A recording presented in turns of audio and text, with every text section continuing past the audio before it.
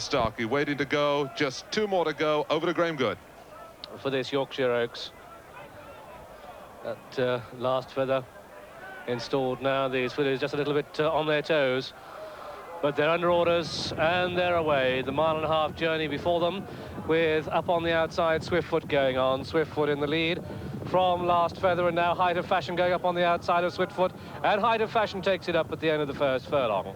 Height of Fashion from Swiftfoot in second place, then last feather is third, now Awaasif fourth, Dancing Rocks fifth, and Cut Loose in sixth place. The back marker at this stage is Dish Dash, and Height of Fashion in a clear lead of some 3 to 4 lengths as she continues the journey down the far side.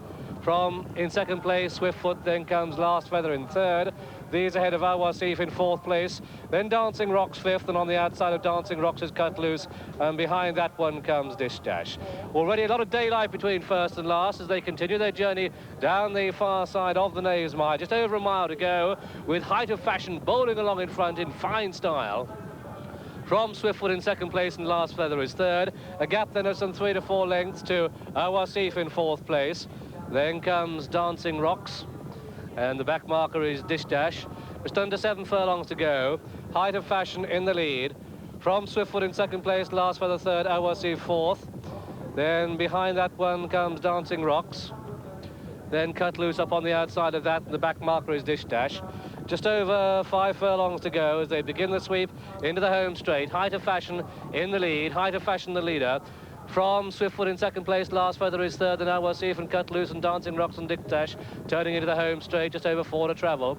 And it's Height of Fashion from Greville Starkey in the lead. Then Willie Carson on Swiftfoot in second place, then Last Feather is third. Cut Loose is making up ground on the outside. So at this stage in the Yorkshire Oaks, with 3.5 furlongs to go, it's a 1-2-3 for trainer Dick Hurd. Height of Fashion on the rails in the lead to the right of the picture. Now being passed by Swiftfoot, with Cut Loose coming with a run, as to his Last Feather. Lester Priggett produces Awaasif up on the outside. 2.5 furlongs to go. Swiftfoot committed, going for home. Swiftfoot, but on the outside, Awaasif, then Cut Loose, then Dancing Rocks making up ground. A wide open race this. Just over 1.5 furlongs to go. Swiftfoot to the right of the picture. Lester Priggett on the wide sleeves, Awaasif. Dish Dash finishing fast. Just over 1 furlong to go. Swiftfoot on the rails in the lead. Then Awaasif coming down the centre of the track. Dish Dash finishing fast at the wall. Then Dancing Rocks in fourth place. Inside the final furlong, and Awaasif and Lester Priggett power to the front. Awaasif in the lead from Dish Dash, with Swiftfoot battling on, came up toward the line. A 3-way photo, a photograph finish to the Yorkshire Oaks. Awaasif, then Swiftfoot, then Dish Dash, then Dancing Rocks, then Cut Loose, and behind Cut Loose came Last Feather and Height of Fashion, who trailed. And so the result of this, the Yorkshire Oaks, it's gone for me to a 3-way photo. It's a photo between 3 horses. The first one is number 1, Awaasif, owned by Sheikh Mohammed, trained at Arundel by John Dunlop, ridden by Lester Priggett, and bred in Canada by Mr. E.P. Taylor.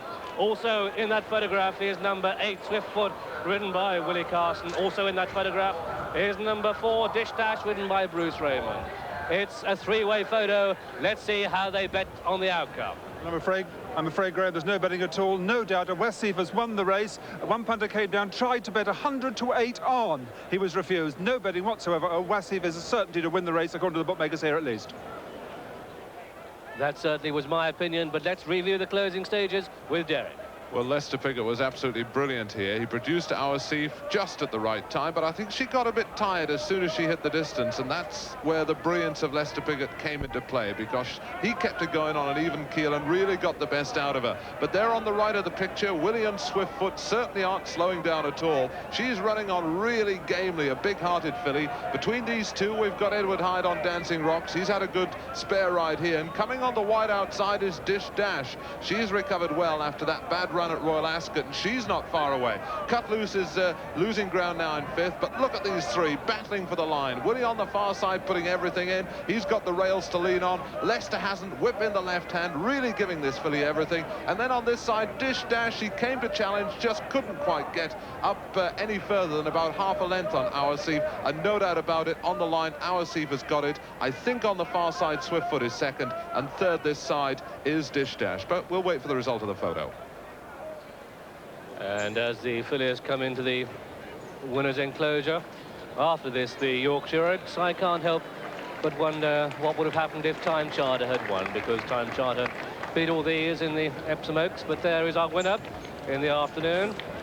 Awaasif, trainer John Dunlop, completing a long-range double, because all winners are sweets, and they had a winner at Folkestone during the course of the afternoon.